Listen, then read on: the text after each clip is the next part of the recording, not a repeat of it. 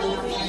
ฝ่ายพระองค์ตรัสว่ามีพระคำเขียนไว้ว่ามนุษย์จะมีชีวิตอยู่ด้วยอาหารนิดเดียวก็หาไม่ได้แต่ด้วยบรรดาพระคำที่บอกมาจากพระองค์ของพระเจ้าอาเมน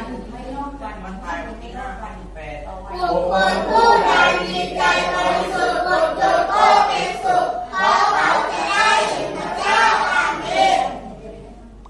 มัทธิวที่6ข้อที่33แต่จงแสวงหาอาณาจักรของพระเจ้าและความชอบธรรมของพระองค์ก่อนแล้วพระองค์จะทรงเพิ่มเติมสิ่งทั้งปวงเหล่านี้ให้อาเมนฝ่ายเราบอกแต่ท่านอีกว่าท่านคือเปโตร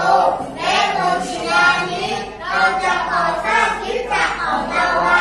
และประตูแห่งแดนมรณะไม่อาจมีชัยชนะต่อคริสตจักรอาเมนเมื่อเดิมนั้นพระคำเป็นอยู่แล้วและพระคำนั้นได้อยู่กับพระเจ้าและพระคำนั้นเป็นพระเจ้าอาเมน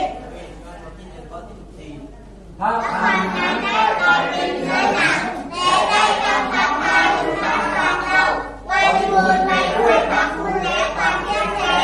เราก็ได้เห็นสง่าราศีของพระองค์เหมือนสง่าราศีของพระองค์เดียวที่มาจากพระบิดาอาเมน